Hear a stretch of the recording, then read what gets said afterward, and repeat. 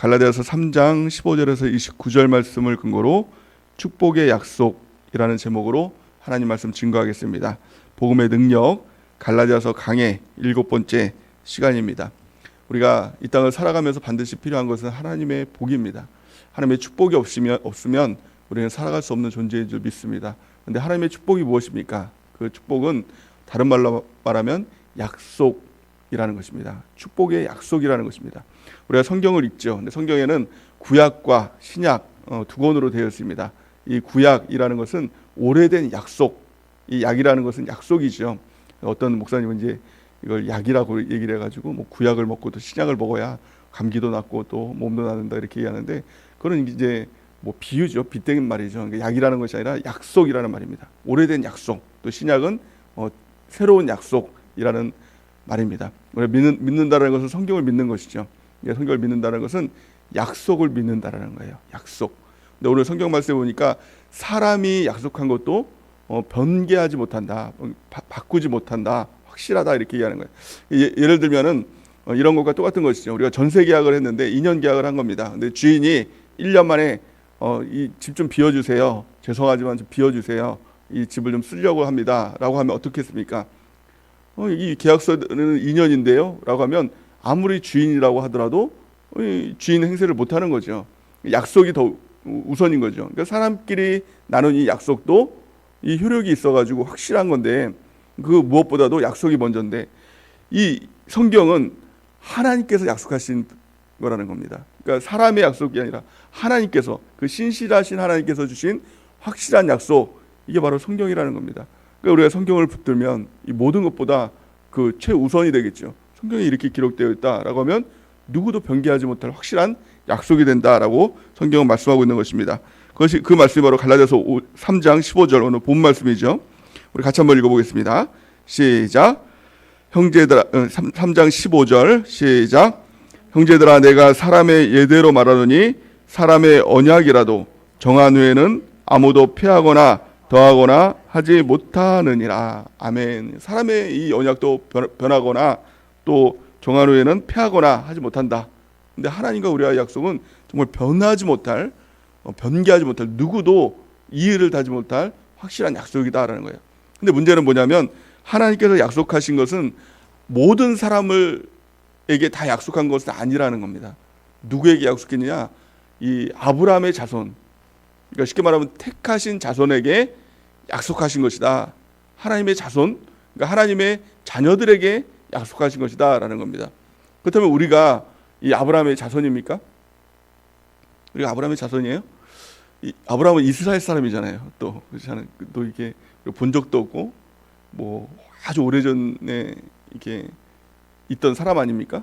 근데 어떻게 우리가 그 사람의 자손이 될 수 있냐는 거예요. 또 이스라엘 사람이라면 또 모르죠. 이스라엘 같은 나라니까. 우리나라도 또 이렇게 뭐 당군의 자손 뭐 이렇게 얘기도 하지 않습니까? 그러니까 조상이 있는 거예요. 그러니까 같은 혈통도 아니고 뭐 같은 이렇게 민족도 아니고, 근데 그럼에도 불구하고 우리가 어떻게 아브라함의 자손이 될 수 있느냐라는 거예요. 어떻게 아브라함의 자손이 될 수 있죠? 하나님의 약속이 있어요. 성경을 통한 하나님의 분명한 약속이 있습니다. 그 말씀을 하고 있어요. 갈라디아서 3장 16절 말씀을 같이 한번 읽어볼까요? 시작. 이 약속들은 아브라함과 그 자손에게 말씀하신 것인데 여럿을 가리켜 그 자손이라 하지 아니하고 오직 한 사람을 가리켜 내 자손이라 하셨으니 곧 그리스도라. 아멘. 이게 무슨 말입니까? 이 약속은 아브라함과 그 자손에게 약속하신 거예요. 약속은 하나님께서 주신 약속은. 그런데 그 자손이 누구냐? 여럿을 가르쳐서 다 자손이다라고 한 것이 아니라 그리스도에게 집배하게 되어 있다는 거예요. 그리스도가 아브라함의 자손, 그러니까 하나님의 그 약속을 받은 그 자손이 되고, 우리가 어떻게 아브라함의 그 자손이 될 수 있느냐? 예수 그리스도로 말미암아, 예수 그리스도를 믿음으로 말미암아 그 자손, 그 혈통으로, 영적 혈통으로 우리가 이어지게 됐다라는 거예요. 그러니까 하나님의 약속이 효력이 있는 건 예수 그리스도로 말미암아. 그러니까 쉽게 말하면 믿음으로 말미암아 하나님의 약속을 유업으로 받은 자가 우리가 되었다라는 것입니다. 그래서 중요한 것은 뭐예요? 믿음이에요. 예수님을 믿음으로 말미암아 하나님께서 주시는 모든 이 약속이, 모든 이 구약과 신약, 이 약속, 축복의 이 약속이 우리에게 효력이 된 것입니다. 그 믿음이에요. 중요한 것은 예수님 그리스도를 믿느냐라는 것입니다. 믿음의 능력은요, 크게 세 가지를 나타납니다. 어마어마한 능력이죠. 가장 첫 번째는 믿음을 통하여서 우리가 구원을 받습니다. 믿습니까? 다른 게 아니라 예수 그리스도를 믿음으로 말미암아 우리가 구원을 받게 되는 것입니다. 성경은 이렇게 말씀합니다. 에베소서 2장 8절에 보니까 너희는 그 은혜에 의하여 믿음으로 말미암아 구원을 받았으니 이것은 너희에게서 난 것이 아니요 하나님의 선물이니라. 아멘. 구원은 오직 우리가 주님을 믿음으로 말미암아 우리가 구원을 받은 줄 믿습니다. 두 번째는 믿음으로 말미암아 이 땅에서 승리하는 삶을 살게 된다는 거예요. 수많은 도전이 있을지라도, 수많은 악한 마귀의 도전들이 있을지라도, 세상에 어떤 풍파가 있을지라도 믿으면 이긴다. 믿으면 승리한다. 이것이 바로 그리스도의 이 성경 말씀인 것입니다. 요한일서 5장 4절 말씀 우리 같이 한번 읽어보겠습니다. 시작. 무릇 하나님께로부터 난 자마다 세상을 이기느니라. 세상을 이기는 승리는 이것이니 우리의 믿음이니라. 아멘. 믿음을 통해서 이기는 겁니다.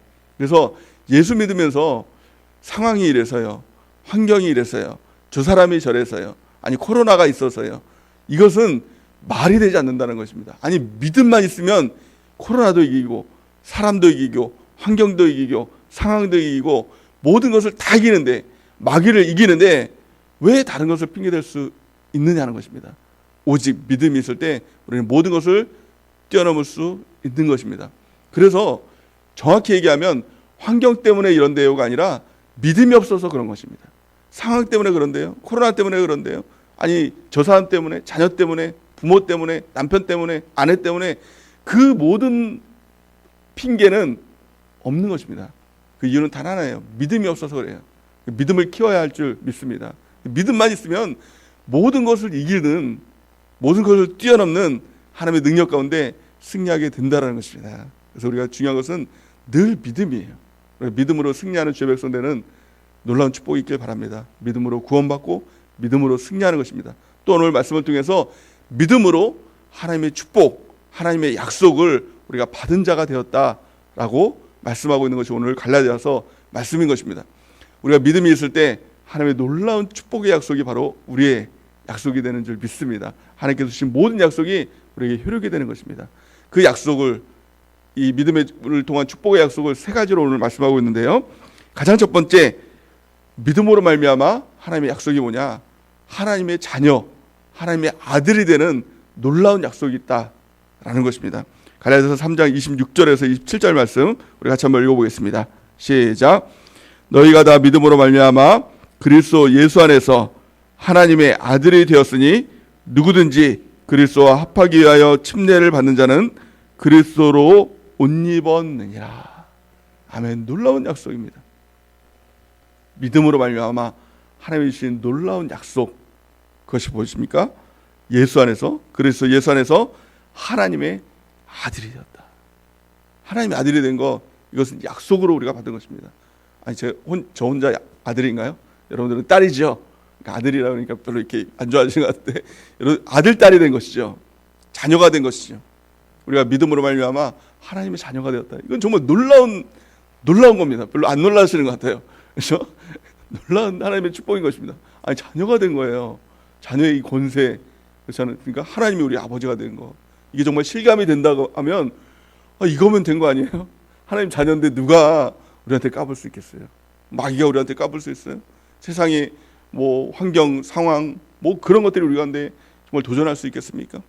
우리가 하나님의 자녀된 이 권세를 통해서 승리하게 되는 것입니다. 오직 믿음을 통해서, 예수 그리스도의 믿음을 통해서 우리가 이 놀라운 약속을 받은 줄 믿습니다. 두 번째는 무엇입니까? 그리스도 예수 안에서 하나가 되는 약속, 하나가 되는 축복을 우리가 받았다라고 성경 말씀하고 있습니다.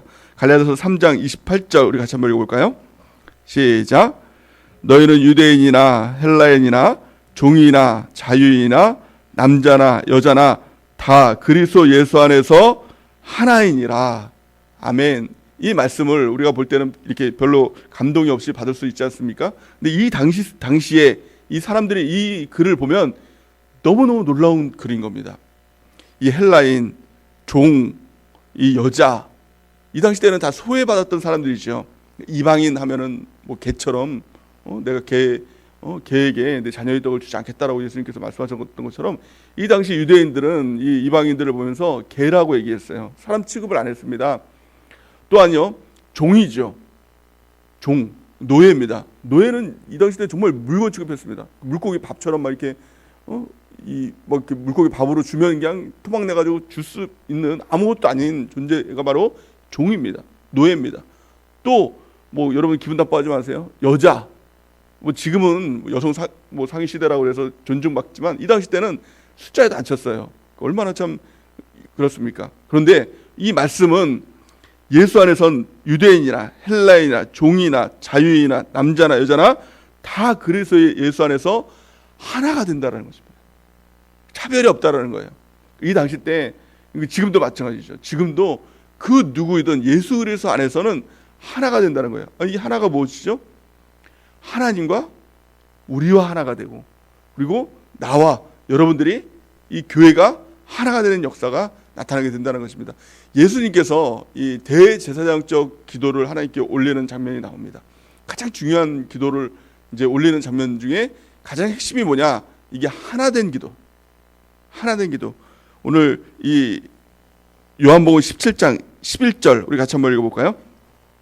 시작. 나는 세상에 더 있지 아니하오나 그들은 세상에 있사옵고 나는 아버지께로 가옵나니 거룩하신 아버지여 내게 주신 아버지의 이름으로 그들을 보전하사 우리와 같이 그들도 하나가 되게 하옵소서. 아멘. 예수님께서 이제 십자가를 지시고 이제 사명을 감당하기 위해서 어떤 하늘로 올라가시기 위해서 이제 준비하는 중에 마지막으로 이제 그 아버지 하나님께 기도하는 장면이에요. 근데 그 장면이 뭡니까?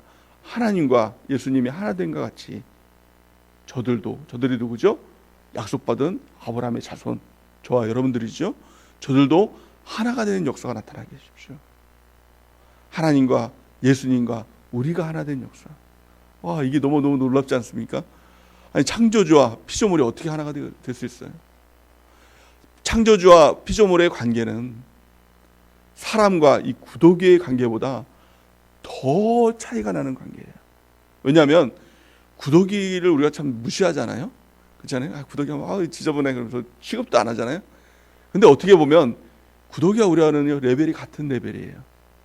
왜냐하면 똑같은 피조물이거든요. 우리가 구더기를 만든 게 아니잖아요. 구더기 입장에서는 야 너도 피조물이고 나도 피조물인데 너 기분 나쁘다 이렇게 할 수 있는 거예요. 말할 수 있다고 한다고 하면 같은 피조물이에요. 그럼에도 불구하고 차이가 나잖아요. 하나님과 우리와의 차이는 그것보다 더 말도 안 되는 차이가 나는 거예요. 하나님이 우리를 만드신 존재이고 우리는 피조물, 만들음을 당한 존재라는 것입니다. 그런데요, 어떻게 피조물과 창조물이 하나가 될 수 있냐는 거예요. 근데 예수님은 하나가 되게 달라는 기도를 하는 겁니다. 그리고 마침내 우리가 예수님을 믿을 때, 믿음으로 말미암아 약속을 받을 때 하나 되는 역사가 나타나게 되는 것입니다. 이 교회를 통해서 예수님께서 머리가 되시고 우리가 몸이 되는, 지체가 되는 하나 되는 놀라운 일들, 정말 말도 안 되는 일들이 나타나고 있지 않습니까? 이것이 바로 하나님께서 주시는 우리 가운데 놀라운 약속인 것입니다.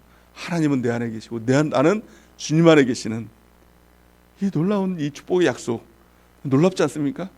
그리고 새벽이라서 그렇게 아직 이게 와닿지 않나 봐요. 정말 놀라운 하나님의 약속인 것입니다. 무엇을 통해서요? 믿음을 통해서 하나님과 나와 하나 되는, 우리 모두가 하나가 되는 하나님의 역사가 나타나게 되는 것입니다. 마지막 세 번째 하나님의 축복의 약속이 무엇입니까? 갈라디아서 3장 29절 말씀 우리 같이 한번 읽어보겠습니다. 29절 시작. 너희가 그리스도의 것이면 곧 아브라함의 자손이요 약속대로 유업을 이을 자니라. 아멘. 하나님께서는 하나님의 유업을, 하나님의 상속을 아브라함을 통해서 우리에게 유업으로 주셨다는 겁니다. 무슨 말이냐? 상속이 무엇입니까? 아버지 것. 이 아버지 것을 그대로 아들에게 주신다는 겁니다. 그러니까 하나님의 것이 내 것으로 그대로 오게 된다는 거예요. 이게 정말 믿어져야 됩니다. 믿어지는 은혜가 있기 바랍니다. 이거 정말 믿어진다면 너무너무 놀라운 거예요. 너무너무 놀라운 거예요. 아버지가 이 삼성, 요즘엔 삼성 그렇게 그렇게 이미지가 좋진 않지만 이 어마어마한 빌 게이츠라고 합시다. 빌 게이츠. 우리가 빌 게이츠 자녀가 된 거예요. 그럼 어떻습니까? 우리 아무것도 한 게 없는데 그냥 태어난 건 아무것도 한 거 없잖아요. 빌 게이츠를 위해서 뭐 우리가 컴퓨터 뭐 좀 이렇게 만드는 건데 도움도 준 것도 아니잖아요. 근데 만약에 자녀라고 한다면 빌 게이츠의 그 재산이 그대로 자녀에게 상속되는 거 아닙니까? 별로 이렇게 감흥이 안 오죠. 그러니까 아버지가 1조를 가지고 있으면 이 아들이 1조가 아버지 건데 이게 내 건 거예요.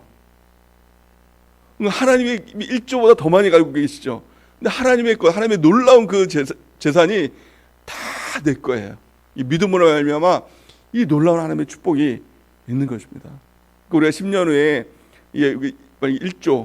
1조를 받는다고 하면 1조라니까 너무너무 크죠. 그러니까 한 10억 정도 받는다고 하면 이게 또 잠이 오겠어요? 너무 기쁘겠죠. 설레겠죠. 근데 믿음이 뭐예요? 이 하나님의 놀라운 유업이 내 거다. 이것이 믿어지는 거예요. 누구를 통해서? 예수 그리스도를 통해서. 아브라함을 통해 주신 하나님의 놀라운 유업, 하나님의 놀라운 이 상속, 이것이 바로 내 것이다 라는 거 말씀하고 있는 것입니다. 갈라디아서 3장 6절에서 7절 말씀에 보니까 아브라함이 하나님을 믿음에 그것을 그에게 의로 정하셨다는가 같으니 그런즉 믿음으로 말미암은 자들은 아브라함의 자손인 줄 알자다. 아멘. 아브라함이 어떻게 믿음의 조상이 됐습니까?